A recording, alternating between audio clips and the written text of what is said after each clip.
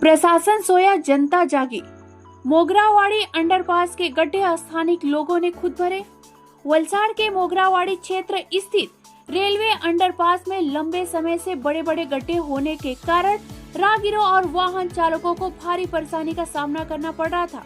बरसात और अंधेरे में यह तो रास्ता दुर्घटनाओं का खतरा बन गया था, लेकिन शिकायतों के बावजूद कोई ठोस कार्रवाई नहीं हुई। आखिरकार आज रात स्थानिक लोगों का सब्र टूट गया और उन्होंने खुद जिम्मेदारी उठाने का फैसला किया। क्षेत्र के नागरिक फावड़े, मिट्टी और आवश्यक सामान लेकर अंडरपास पहुंचे और अपने हाथों से गड्ढे को भरकर रास्ता समतल कर दिया। लोगों ने मिलकर रोड को लेवल में लाया ताकि आने जाने वाले को राहत मिल सके। स्थानिक निवासियों का कहना है कि यह काम प्रशासन का था, लेकिन मजबूरी में उन्हें खुद आगे आना पड़ा। उन्होंने मांग की कि संबंधित विभाग जल्द अस्थायी मरम्मत करे ताकि भविष्य में फिर ऐसा समस्या न हो। यह घटना एक बार फिर दिखाती है, जब प्रशासन उदासीन हो जाता है तब जनता खुद समाधान बन जाती है। मैं हूं दीपा मिस्त्री और आप देख रहे हैं गोल्ड कॉइन न्यूज।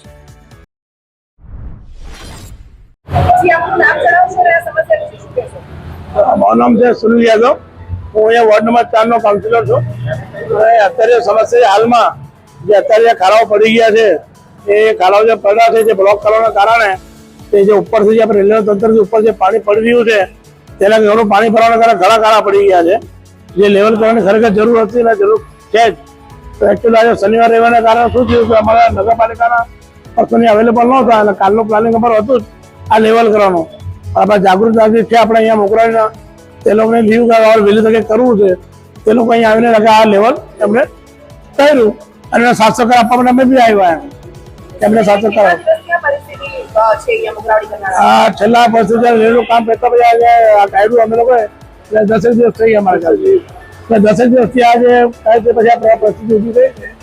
પણ હવે એ પરિસ્થિતિ શું છે કે હવે શિક્ષણમાં નિર્ભર થઈ જાય એટલે તમને પબ્લિક બધાને ખબર છે કે સરકારી કામમાં જે આપણે લેવલ કામ કરવાનું છે, થોડીક આપણે લીગલ કામ કરવામાં થોડીક વાર લાગે। 3-4 દિવસની અંદર કામ શરૂ થઈ જશે। હવે ભાઈદરી હું ભાઈદરી કામ શરૂ થઈ જાય એવું આપણે માનતા છે। લોકો વાત ઉપર વાત થઈ ગઈ છે અને નગરપાલિકા પ્રમુખ શ્રી, અમારા ઉપપ્રમુખ શ્રી અને દરેક લોકો આના માટે દોડીને આ કામ કરવા માટે તત્પર છે અને આ કામ થઈ જશે એવી અમે ભાઈદરી આપીએ છીએ। મારું નામ રતનસિંહ રાજપૂત કરાણી। અમે મોગરાવાડીમાં હમણાં અઠવાડિયુંથી એક વીકથી જોઈએ છીએ પાણી પડે છે। પહેલા આની પહેલા ધૂળ બહુ ઉઠતી રહે, માણસો માસ્ક પહેરીને જાય એવી હાલત, આંખ ન ખુલે, ગાડી નથી કે એટલી ભીડ ઉઠતી।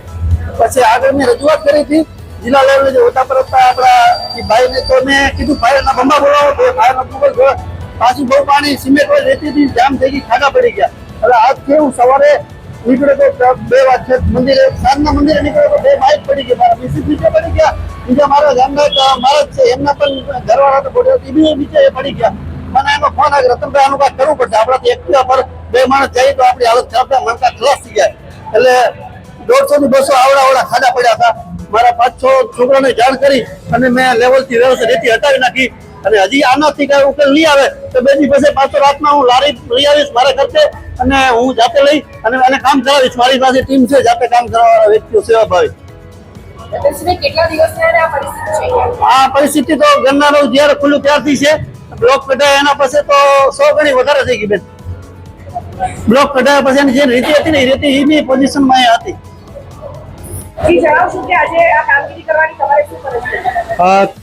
સોશિયલ મીડિયાના માધ્યમથી ખાલી એટલું જ ફક્ત તંત્રને હું કહેવા માંગુ છું કે હું કોઈ પક્ષ માટે નથી, હું ફક્ત આમ જનતા માટે છું। અમારા સોસાયટીની અંદર સિનિયર સિટીઝન આજે બાઇક લઈને નીકળેલા ત્યારે ખાડામાં પડેલા કમરમાં ઝટકો લાગેલ, તો મને એ લોકો જયારે માજીએ મને કમ્પ્લેન કરી તો મને એવું ખ્યાલ આવ્યું કે ખરેખર આવી તો રોજ પબ્લિકને તકલીફ પડતી હશે, તો મોગરાની પબ્લિકના હિત માટે અમે કામ કરી રહ્યા છીએ। અમે ભાજપ, કોંગ્રેસ, આ પાર્ટી કોઈ સાથે જોડાયેલા નથી।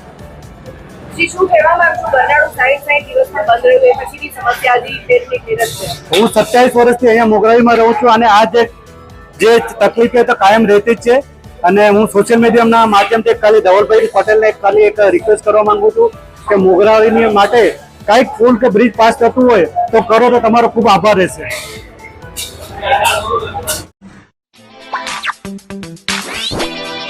What?